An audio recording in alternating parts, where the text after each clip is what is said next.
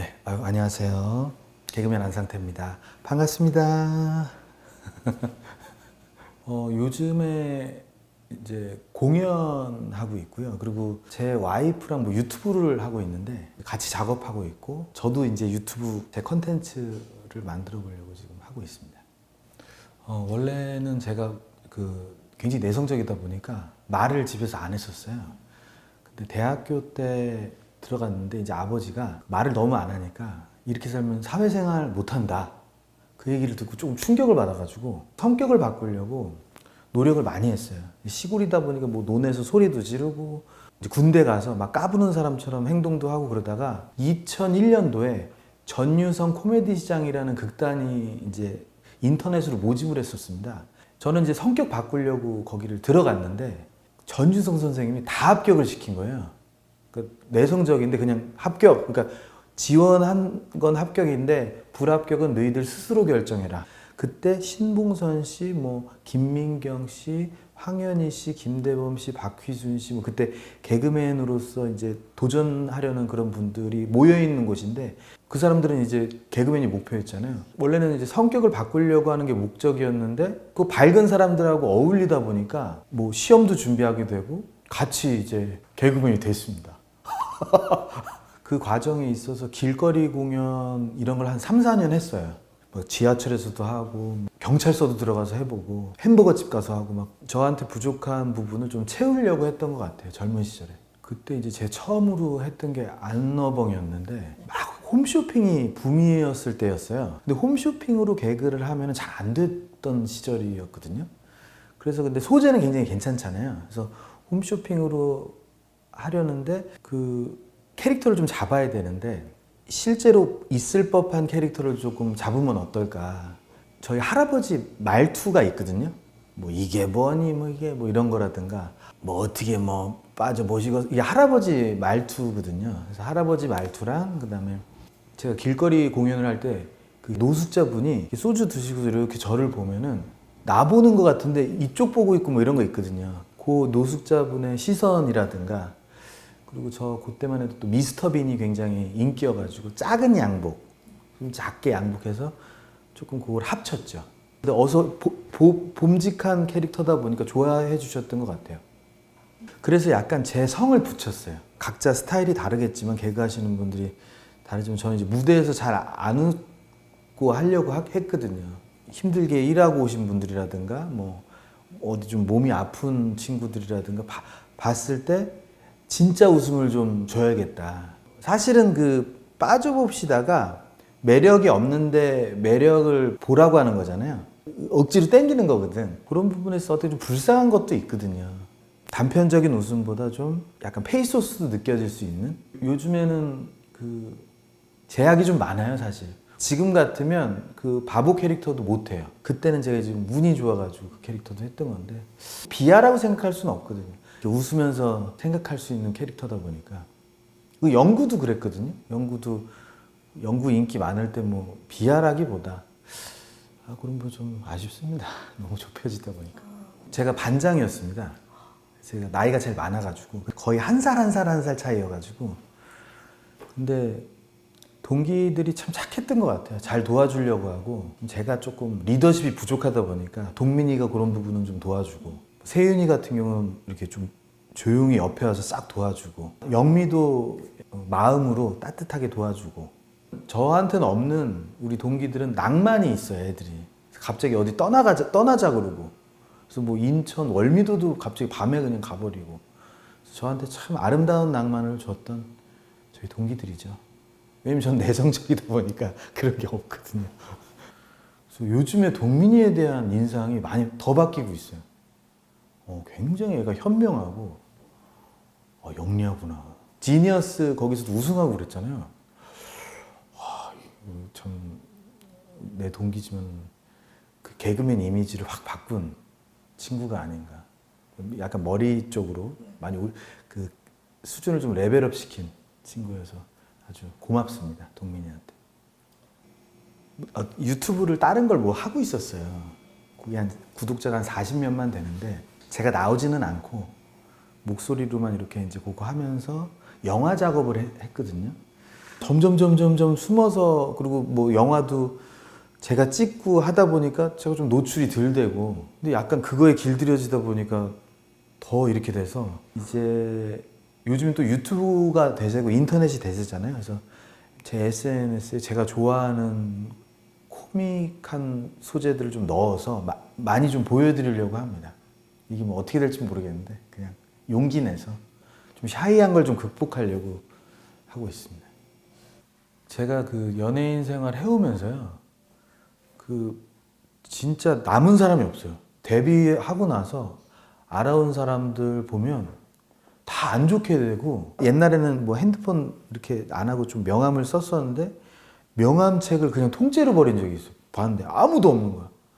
근데 원래 이제 성격이 좀 남자다우면 아 뭐야 또 해야 되는데 잘 안 돼. 피곤하고 사람들 만나는 게, 그런 게 극복을 해야 되는데 상처를 좀 받은 것 같아요. 너무 또 갑자기 잘 돼가지고 하자마자 독이었던 것 같아요. 나중에 잘 돼야 되는데. 이제는 사실은 그 저희 때처럼 뭐 공연에서 연습해서 개그맨 준비하고 이게 없어진 것 같고, 바로 이제 유튜브로 본인이 자기가 하고 싶은 거 보여주는 세상이잖아요. 근데 옛날에 저 그 메일로 어떤 친구가 개그맨 되려면 어떻게 해야 돼요? 이렇게 온 적이 있어요. 근데 사실은 답이 없잖아요. 뭐 눈썹을 이렇게 올려서 입꼬리를 하면 그렇게 해서 웃기는 게 아니니까. 그냥 무조건 해야 된다.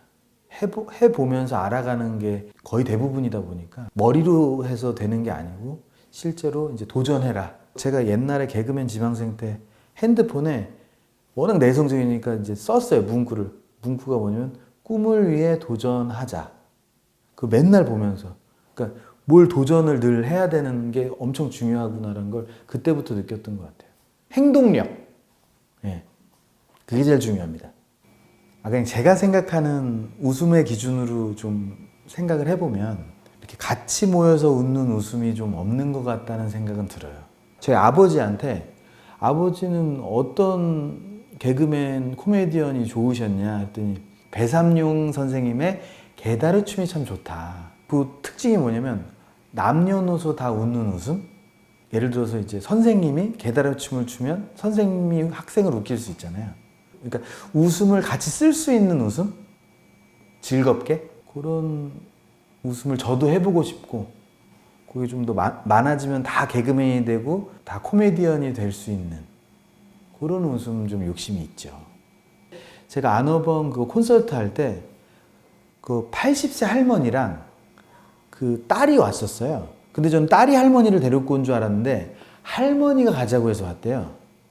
그래서 끝나고 나서도 안 가시고 계시더라고, 어르신이. 그래서 인사드리고서 물어봤더니 내가 오고 싶어서 왔어 하는데 굉장히 보람 되더라고요. AI 시대잖아요, 다 어떻게 보면.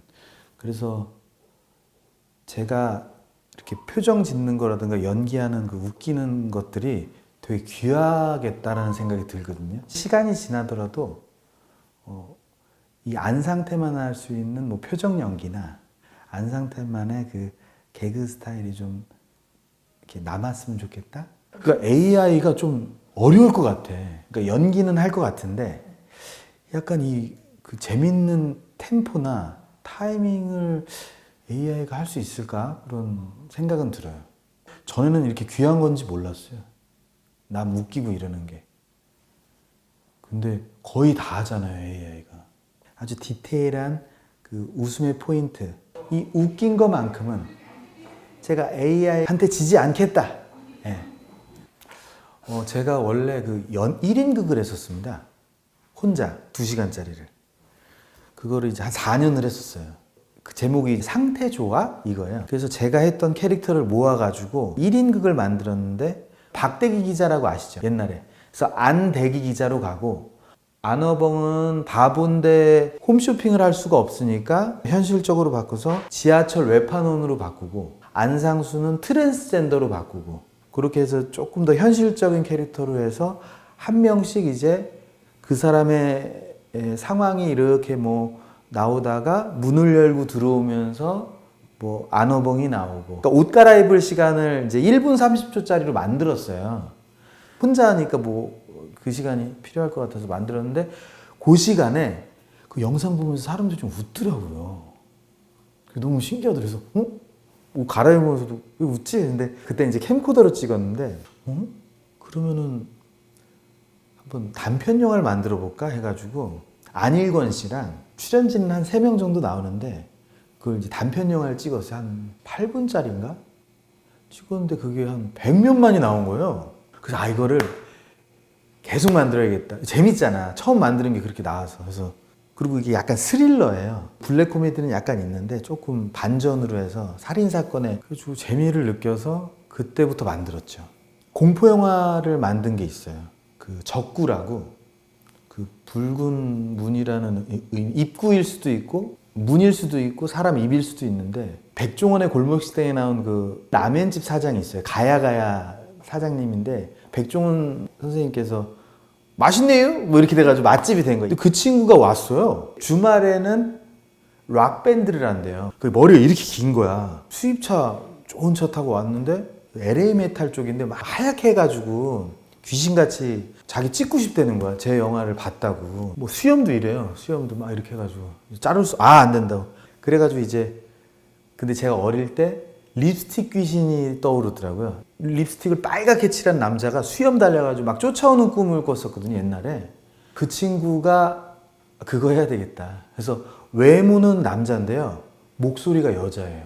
그러니까 멀리서 남자를, 그러니까 약간 거미 블랙 위도우 같이 멀리서 보면은 납치당한 것 같아요, 여자가. 근데 그게 아니고 남자가 끌려가는 거거든요. 왜 이러세요 하는데 그래서 멀리서 남자가 그 여자를 구해주러 가요. 그러면은 알고 봤더니 이제 목소리만 여자인 거야. 근데 약간 귀신하고 현실 공포를 이렇게 섞어서 했는데 그게 이제 부천 국제 환타스틱 영화제에서 그 괴담 제작 지원상을 받았어요. 그러니까 10편에 뽑힌 거야. 참 인상적이었던 건 그 배우로서 저랑 함께 했던 분이 아까 라멘집 사장이었고요. 언더독이라고 그러나요? 현실이 좀 힘들다 보니까 자기 일 하시는 분들 모여서 했는데 제작 지원상도 받고 재밌었던 것 같아요. 근데 사실은 이게 그런 단편 영화를 만든다고 해서 영화 감독이라는 호칭은 할 수 없거든요. 영화 감독이 되려면 우선 60분짜리 이상의 영화를 만들어야 돼요. 그리고 이 영화가 개봉을 한번 해야 돼요. 그러고서 이게 IPTV로 그 유통이 돼야 됩니다. 내가 이거 감독되기는 쉽지 않겠다. 그래서 어떻게 했냐면 만든 걸 모았어요. 이제 5편을 모았는데 60분이 넘어가는 거예요. 그러니까 머리를 쓴 거죠. 영화 감독이 되려고. 그러면 이제 개봉을 하면 되잖아요.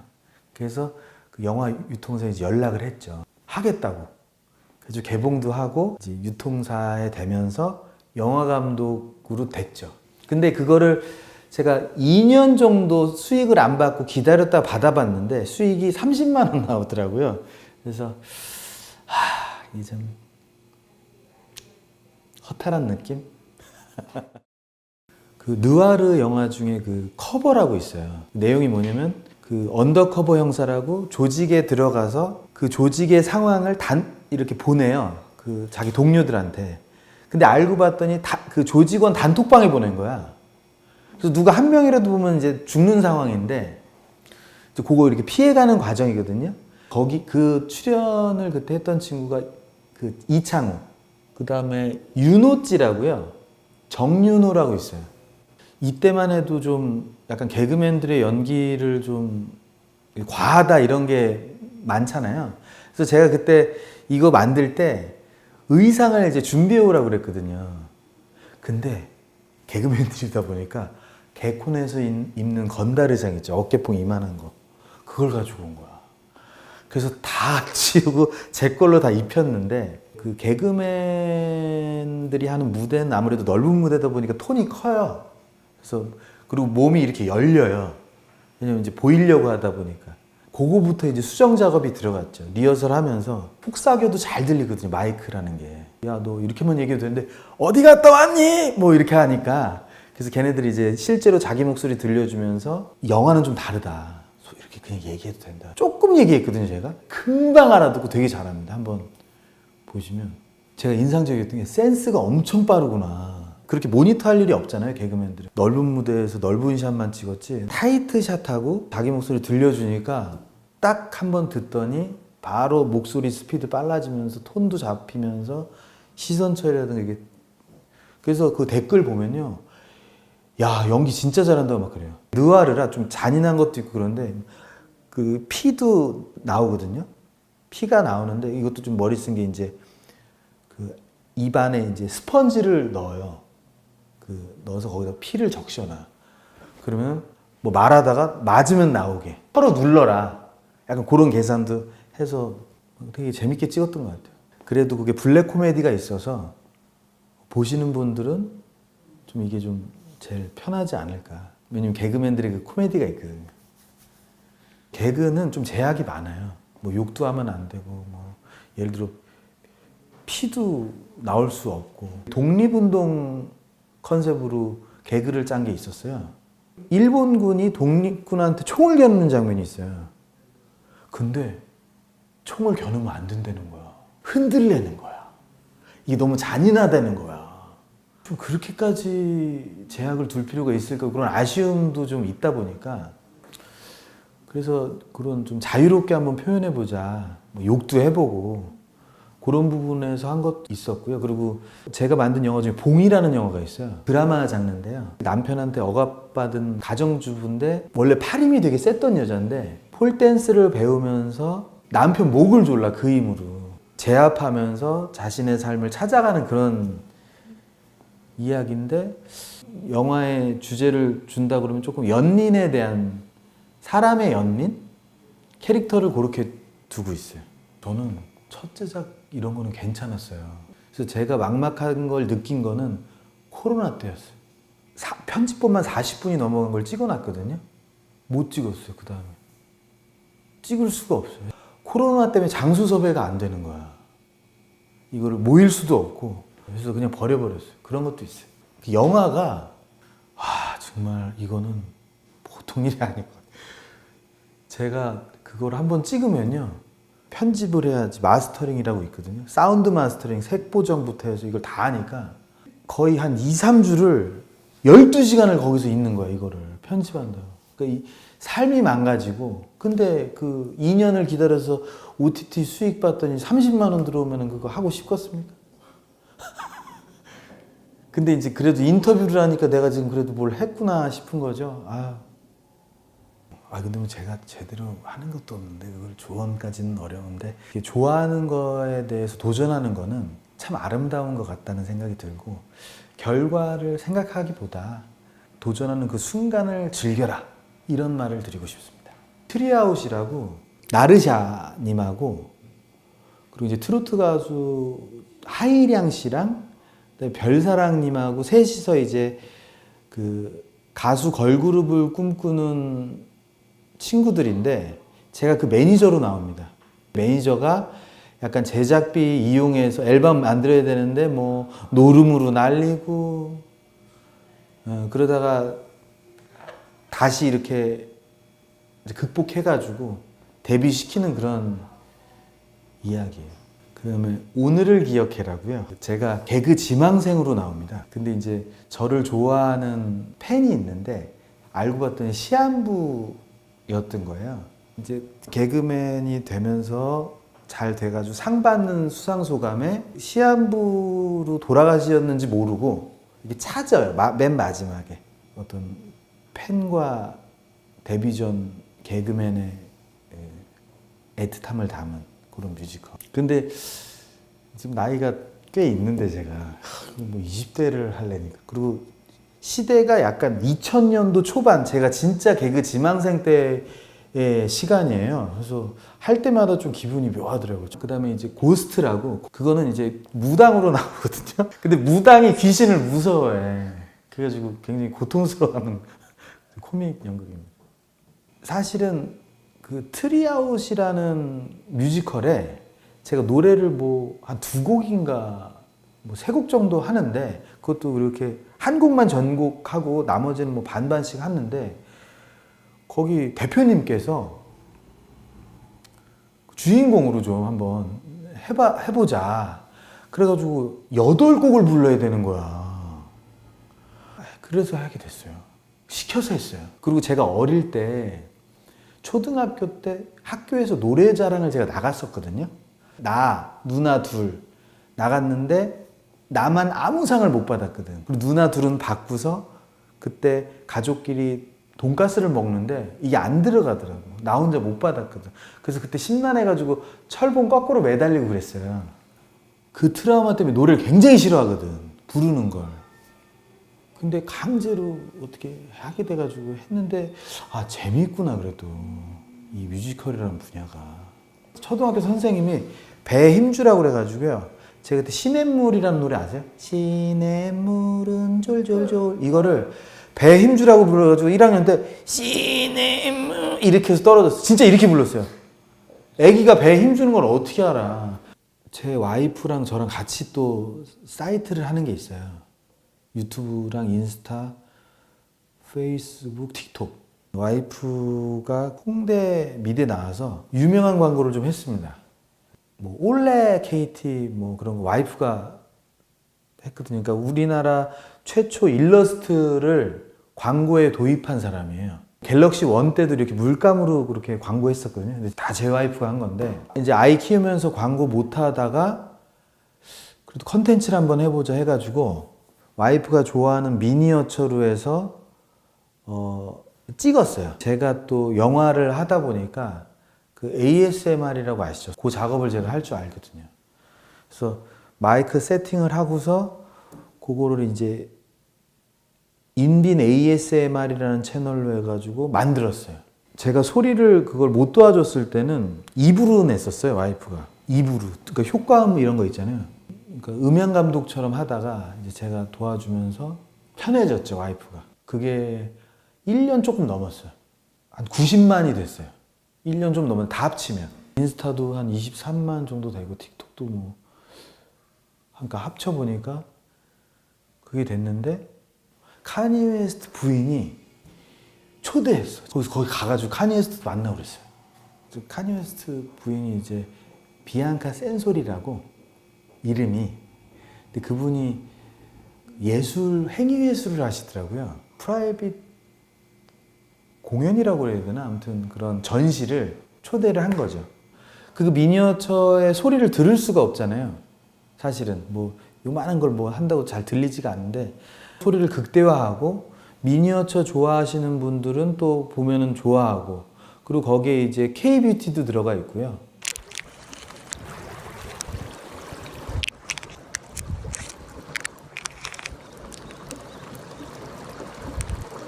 그러니까 여성분들이 좋아할 만한 컨텐츠는 다 모여 있다고 보면 됩니다. 아 근데 제가 사실 인터넷으로 제 컨텐츠를 한 건 좀 영화밖에 없었던 것 같다는 생각이 들더라고요. 그래서 제 개인 SNS에 제가 웃길 만한 거를 만들어 본 적이 없었던 거예요, 그동안. 그래서 뭐 결과가 어떻게 될지 모르겠지만은 제 채널에 좀 웃긴 것들을 좀 더 많이 계속 좀 지속적으로 할 계획입니다. 네, 많이 놀러 오세요. 친구 같은 느낌으로 대하고 있어요. 제가 좋아하는 거를 같이 교류하는 아빠? 그래서 요즘에는 이제 딸하고 그 에반게리온이라는 만화를 좋아하거든요, 제가. 어릴 때. 그래서 제가 좋아했던 만화를 이렇게 보여줬어요. 근데 얘가 엄청 좋아하는 거야. 그래서 만화책 사가지고 책을 펼치면서 시작을 해요. 오프닝 곡을. 그리고 그 뭐 에반게리온이 이제 로봇과 대결할 때는 그거에 맞는 배경음을 틀어. 읽어주면서. 그 성우도 하고 내가. 그러니까 걔가 진짜 만화를 보는 것처럼. 그래서 내가 좋아하는 거를 얘도 좋아하는 그걸 전수하는 아빠가 되고 싶다. 그런 마음입니다. 저희 부모님이 다 살아계세요. 근데 사실은 근 4, 5년 기간 동안 두 분 다 돌아가실 뻔했어요, 거의. 수술을 계속 받고 계시면서 오늘도 이제 다른 병 때문에 또 병원에 계시는데 부모님이 다 살아계시니까 내 주변에 소중한 거를 잘 모르는 것 같더라고요. 그래서 제 철학이 좀 바뀐 게 살아있을 때 뭐 사소한 추억이라든가 기억에 남을 만한 경험들을 좀 해야 되겠다. 그리고 내 옆에 있는 사람들한테 좀 더 따뜻하게 대해야 되겠다. 젊을 때는 그 제 일과 목표에 대한 계획이 많았다면 이제 나이가 거의 50이 되다 보니까 늘 옆에 있을 것 같은 가족에 대한 그 귀함을 더 느끼고 말도 좀 더 이쁘게 하고 행동도 좀 더 따뜻하게 하자. 철학으로 하긴 그런데 아무튼 제일 가까운 사람을 제일 잘 챙겨주자가 삶의 철학이 된 것 같아요. 와이프가 그런 얘기를 해요. 오빠는 뭐 이렇게 결혼 안 하고 애 안 낳았으면은 이거에 대해서 좀 후회하지 않아? 이런 얘기를 하는데 후회가 안 들고 내가 이 분야의 박사가 됐구나라는 생각으로 하거든요. 내 딸, 내 와이프에 대한 그 전공이 있는 거지, 과목이. 그래서 이거를 이제 수료하고 있다. 그렇게 생각하면은 아무것도 안 한 게 아니거든요.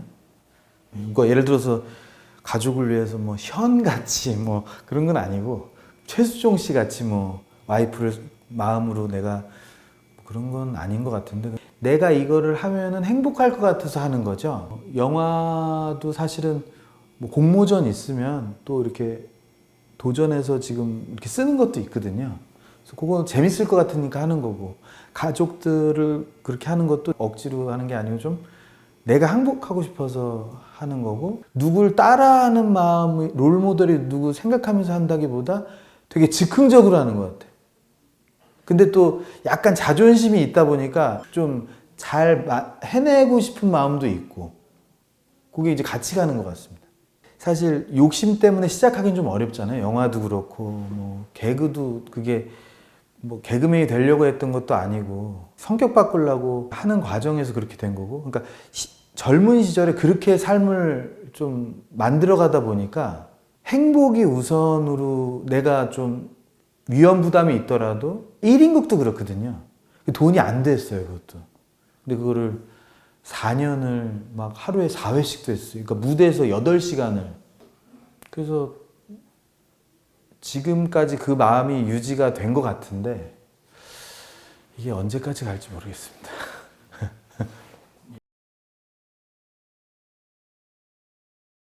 키는 개그맨 된 거죠.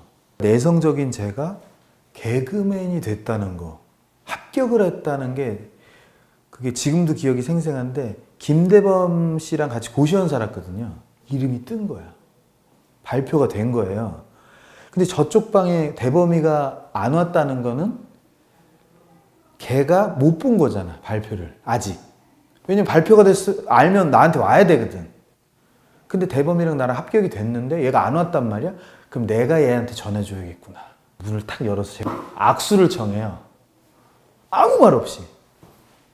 딱 하니까 얘가 이렇게 잡더라고요. 그래서 이제 그날 대학로를 쓰레빠를 신고 막 뛰어다녔지. 그때 진정한 희. 제가 그 전 매니저 전세금을 준 적이 있어요.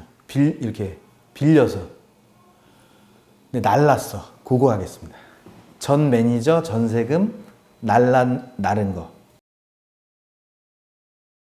제가 데뷔 전에 길거리 공연할 때 저를 굉장히 아끼시는 증조 할머님이 계셨어. 근데 개그맨 되기 전에 돌아가신 게 애예요. 딱 몇 년 전에 돌아가셨어요. 그게 너무 슬펐어요. 저를 거의 키워주셨거든요. 부모님은 이제 시골에 계시고 이제 저 공부시킨다고 도시에 보냈는데 그 할머니 키우셨는데 한 1, 2년만 살아계셨으면 데뷔하는 것도 보셨습니다. 애기랑 그리고 와이프랑 이렇게 잘 살고 있는 게 락이 아닌가.